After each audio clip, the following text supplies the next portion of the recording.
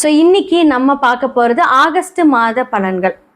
யாருக்கெல்லாம் ஃபேவராக இருக்க போகுது, யாருக்கெல்லாம் வந்து அன்ஃபேவராக இருக்க போகுது அப்படிங்கிறத நம்ம பார்க்க போகிறோம். பொதுவாக இந்த வீடியோவில் மேஷம்லேருந்து மீனம் வரைக்கும் நடக்கக்கூடிய அவங்களுக்கு என்னென்னலாம் வந்து கெரியரில் நடக்க போகுது, மாணவர்களுக்கு வந்து எந்தெந்த விஷயங்கள் வந்து ஜாக்கிரதையாக இருக்கணும், அதே மாதிரி தொழில் யார் தொடங்கலாம், யாரெல்லாம் பிளான் பண்ணலாம், இல்லை என்ன மாதிரியான காரியங்கள் மூலியமாக அதை நீங்கள் சரி செய்துக்கலாம் அப்படிங்கிற எல்லா விஷயத்தையும் பற்றி நம்ம பார்க்க போகிறோம்.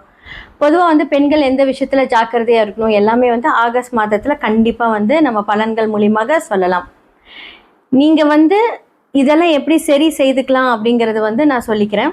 முக்கியமாக இது வந்து பார்த்திங்கன்னா பொது பலன்கள் எதுக்கு எல்லாருமே சொல்கிறோம் அப்படின்னா, ஒரு சில பேர்த்துக்கு வந்து இது ஆப்டாக இருக்கும், ஒரு சில பேர்த்துக்கு வந்து பார்த்திங்கன்னா டிஃப்ரெண்ட்டாக இருக்கும். உங்களுடைய சுய ஜாதகத்தை பாருங்கள்.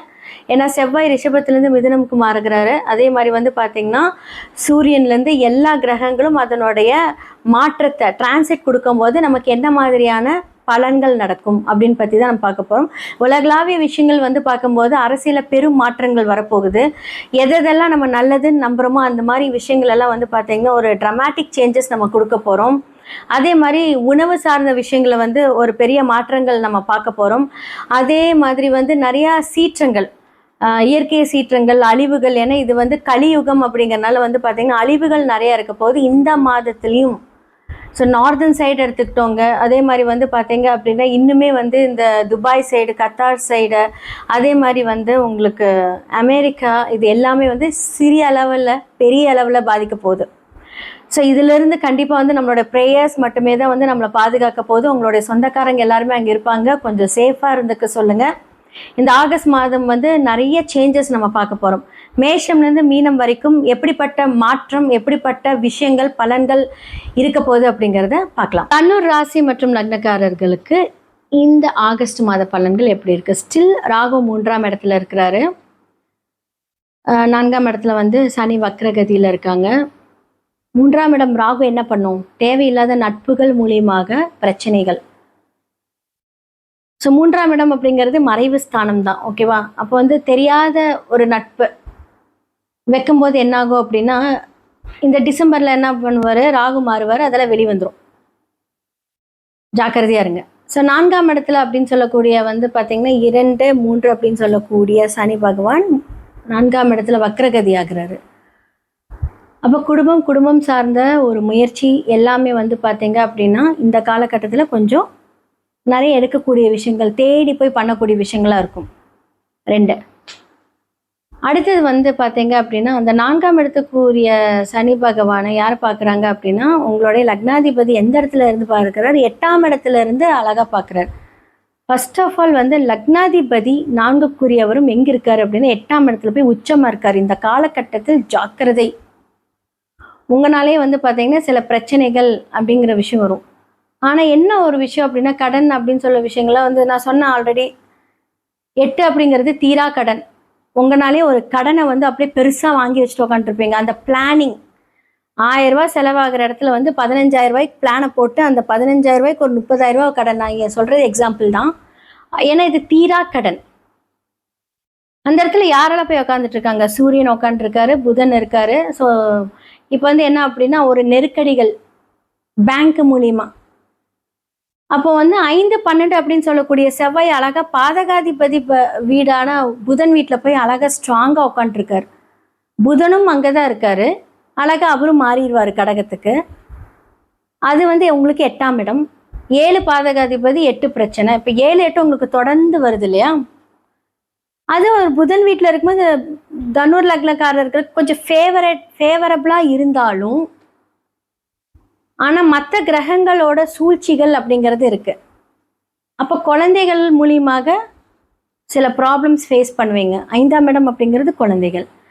5ஆம் இடம் அப்படிங்கிறது வந்து குலதெய்வம். இந்த காலகட்டத்தில் குல தெய்வம் போகலாமான்னு கேட்டால் அந்த கோவிலுக்கு போகக்கூடாது. 5ஆம் இடம் அப்படிங்கிறது பிளானிங். மனசுக்கு பிடிச்ச விஷயங்கள் செய்கிறது 5ஆம் இடம். நீங்கள் மனசுக்கு பிடிச்ச விஷயங்கள் செய்வீங்க, அது பின்னாடி பிரச்சனையாக போய் முடியும். அதுதான் வந்து நான் சொல்கிறேன். ஏன்னா 7ஆம் வீடு புதனோட வீடு. புதன் வீட்டில் இப்போ செவ்வாய். அப்போ செவ்வாய் வீடு கொடுத்த புதன் வந்து 8ல். அப்போ வந்து என்னென்னா உங்களுடைய இந்த காம்பினேஷன் வந்து பார்த்தீங்கன்னா நல்லா இருக்கான்னு கேட்டால் நோ. அதைத்தான் நான் சொல்கிறேன். ஸோ 9க்குரிய சூரியனும் என்னாகும், 8ல் இருக்கு. அப்போ 9ஆம் இடம் அப்படிங்கிறது தந்தையை குறிக்கும். இந்த மாதத்தில் உங்களுடைய தந்தையோட ஹெல்த்து எல்லாமே கொஞ்சம் கவனமாக பார்த்துக்கோங்க. அவர் வெளியே போயிட்டு வர்றாருன்னா கொஞ்சம் பார்த்து போயிட்டு வர சொல்லுங்க.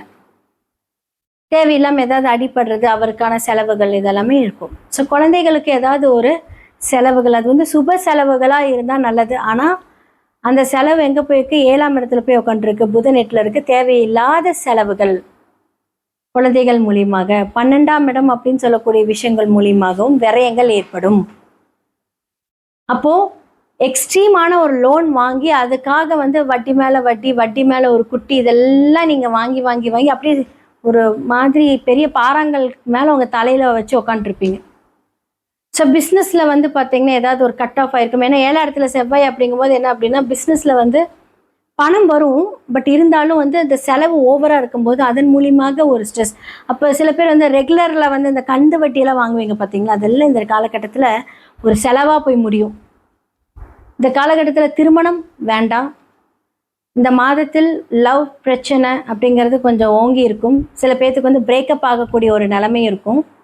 அன்வான்ட் ரிலேஷன்ஷிப்பை தேவையில்லாத வளர்த்துக்காதீங்க. இதுதான் மெயின் அலர்ட் உங்களுக்கு. ஏன்னா 3ஆம் இடத்துல ராகு வந்து பார்த்தீங்க அப்படின்னா அந்த அந்த ரிலேஷன்ஷிப்பே வந்து ஒரு பேடாக தேவையில்லாத சிந்தனைகளை சிந்திக்க வைப்பார். அப்போ இப்போ இருந்தே அதை வந்து கொஞ்சம் அலர்ட்டாக கண்ட்ரோல் பண்ணிக்கோங்க. ராகு மாறும்போது பிரச்சனைகளும் வரும். ஸோ இதெல்லாம் ஏன்னா ஆல்ரெடி வந்து உங்களுக்கு அர்த்தாஷ்டம சனி 10ஆம் பார்வையை உங்களுடைய லக்னத்தை பார்க்குறாரு. ஸோ ஜாக்கிரதை, அவ்வளோதான் நான் சொல்லுவேன். முடிஞ்ச அளவுக்கு வந்து புது டெசிஷன், புதுசாக ஏதாவது ஒன்று பண்ணுறது அப்படின்னு இந்த மாதத்தில் கொஞ்சம் கண்ட்ரோலாக இருங்க. பணம் வருது, அதை சேவ் பண்ணி வைங்க. கரெக்டாக அந்த உங்களுடைய லோன்ஸ் எல்லாமே இது பண்ணுங்கள். இப்போ நீங்கள் வீடு கட்டுறீங்க அப்படின்னா உங்களோட வீடு, இப்போ நீங்கள் செவ்வாய் அப்படிங்கிறது பூமிக்காரகன் வீடு, பெருசாக ஒரு வீடு கட்டுறீங்க அப்படின்னா அந்த டாக்குமெண்டேஷனில் ப்ராப்ளம், நினச்சி பார்க்கக்கூடிய அந்த பணம் வராது, எக்ஸ்பெக்டேஷன் அமௌண்ட் வராது, அதுக்கான ஒரு ஸ்ட்ரெஸ், இதெல்லாமே இந்த காலகட்டத்தில் கொடுக்கும். முடிஞ்ச அளவுக்கு உங்களோட சுய ஜாதகத்தை பார்த்து அதை சரி செய்துக்கோங்க.